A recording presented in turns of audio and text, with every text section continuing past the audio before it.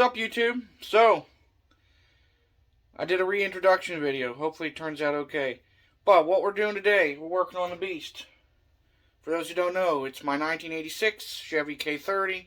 I'll throw a picture in there because you can't really see the whole thing. 1986 Chevy K30. Crew cab, long bed, it's 4-wheel drive.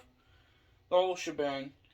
And we're going to start the process of getting it on the road. It's not going to be perfect, far from it, and probably isn't going to be legal, but who cares, right? So, yeah. First order of business, what we're going to do is I'm planning on taking the whole front clip off of this truck. Now, plans will probably change. I'm figuring this out as I go. I'm winging it. It's what I do best. So, I don't know how often I'm going to update the video as we're going through this. But, yeah. So, first things first. Take the hood off. Roadkill style. Okay, so, as you may see here, I have made some progress. And didn't pick up the camera because in a little bit of a hurry. But anyway, yeah, so I pulled the front grille off, starting with the headlight buckets on each side. Then the main grille section, there's bolts along the top, one in each lower corner, and supposedly supposed to be one right there. But one didn't have that one. Pulled that out. Then I took the corner trim piece on each side off with the little nuts on the back, and it slides out from there and pulls off. Got the grill out of the way. Then I pulled headlights, turn signals, and side turn signal marker. Pulled all those out. Just laid the wires inside there. Then I did this side. This side was easier, less stuff. Honestly, that side looked a lot worse than it was, but that was also pretty easy. But anyway, I did this side first to learn how to do it, and then did the other side. So there are, on this side, there are 2 bolts on the bottom holding your little valance piece in, then one up top. Then on the inside, there's 1, 2, 3, 4 bolts on the core support to the fender. Then 3 across the lower inner fender to the core support. There's bolts around the perimeter of the wheel well to hold the inner fender to the fender. This side, I took it out in 1 piece. The driver's side, I took it out in 2 pieces. Then on the back of the fender, there is a bolt and shims here. Bolt and shims here. You can just open the door and get a socket on it. And then on the bottom, from underneath, there's a bolt and shims. Apparently, there is a dust shield, water shield, on connecting the wheel well to the floor of the truck. One side had it on mine, the other side did not. That side, I believe, has been off. This side has not. So there's that. Then there's 2 bolts.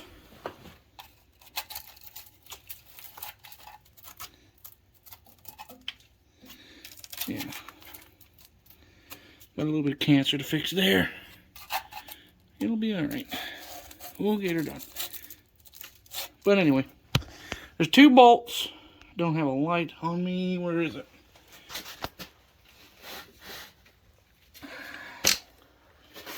We'll get her fixed up.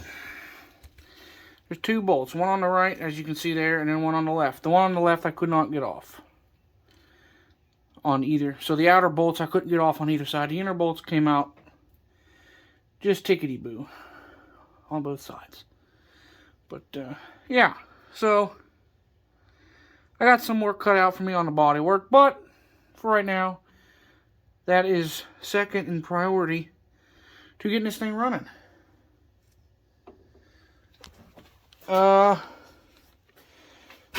given the nature of the videos and how I'm going to drag these out, I'm not going to call today a day. It is for me. But I'm going to keep this video going as we take the core support and stuff out. That'll be, I think, next weekend. It's getting late on Sunday. I don't want to pull fluids yet. So we're leaving the core support in for the weekend, for the week rather. And then next time we're at it, we'll drain fluids, pull the core support all apart, relabel and pull all the wiring out of it. Take the core support off, and then we'll get to the engine. So, baby steps. We're making it. Alright, so, as you can see, we got some, I need to clean the floor up, because a bunch of oil dry everywhere. But anyway, core support's out of the way. So what I did was pulled all the wiring out, because there's not much. It's just the headlights and stuff. So it ends on the passenger side with lights, goes out in the front of the core support, in where the driver's lights are, driver's side lights, and then they run up where the wheel well would be to your plug for the fuse block. And I had another one I installed. I just labeled everything with painter's tape and marker and draped them back and shoved them in the driver's side window. Then pulled the radiator, whatever you want to call it. Drain the hoses, hence the oil dry, and the bucket and the gallon I have over there. It's red from transmission fluid from the cooler lines plugging into the radiator. But I drained that. I pulled the two top brackets off, pulled the fan shroud out. Fan shroud's over in the corner there, radiator's over in the corner. Once I did that, I had to pull the canister off. I highly doubt I'm putting that back on. Then the two core support bolts to take the core support off. Once that was done, I took the front bumper off. I have no clue, where's my light? I have no clue how you're supposed to get to these bolts. So, not a one. So if anyone is more knowledgeable than I, how the hell do you get into those bolts? Because there's not a nut on this side. They're welded onto the bracket. So I don't know if you just spin them, bust the one loose, and then get a wrench in there and grab the other one and turn her till the bracket falls off and the bolts just stay in there, or what. But I think that's kind of dumb. Again, what do I know? I'm not GM. So I might just take a torch or a grinder and cut the bracket there a little bit to get a socket on there. Is probably what I'll end up doing. But besides that, I don't know. This side's easy to get to. It's not the driver's side. But, yeah. So I don't know what we're doing next. I have no clue. We'll figure it out. So, yeah. Okay, so. Alright, so. Looks a little different since last time, obviously. What I've done so far this go round is I started with, I pulled the air intake off, and the few lines that were on that, the air cleaner, I labeled those. Then there was the evap canister down in that corner, or whatever that is. I think that's what it is. I labeled where all those lines went. Pulled that out of the way. That cleared a lot of my room for me. Then I pulled the power steering pump. I disconnected the 2 return lines. This is going to be, I'm having trouble getting that fitting loose, so I'll have to get a heat gun or torch out and loosen that later, but it's out of the way. Took all the bolts off. Took the bracket, and let's say it laid the pump over on the side. Did the same over here with the alternator. 2 wires. There's a bolt there, a bolt, and a bolt up top.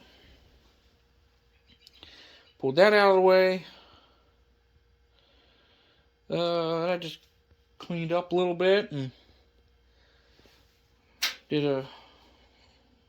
remove the heater hoses, all that fun stuff. Got my bolts in the front bolts in to pull the engine. I gotta get the back two, they need cleaned out. I have a 4-point engine leveler I'm gonna use, I believe, just to make life easier. But yeah, that's my quitting point for today. I believe I'll throw the air cleaner back on so nothing gets down the carb, but besides that, we're good. So the next time we're working on this, it's hopefully exhaust manifolds, converter bolts, bell housing bolts, motor mounts, disconnect the fuel lines, and then start yanking it out. Test the shear strength, braking strength of anything I left connected. But yeah, so hopefully that'll go good. And then that'll be the end of this video, and we'll start on the engine teardown.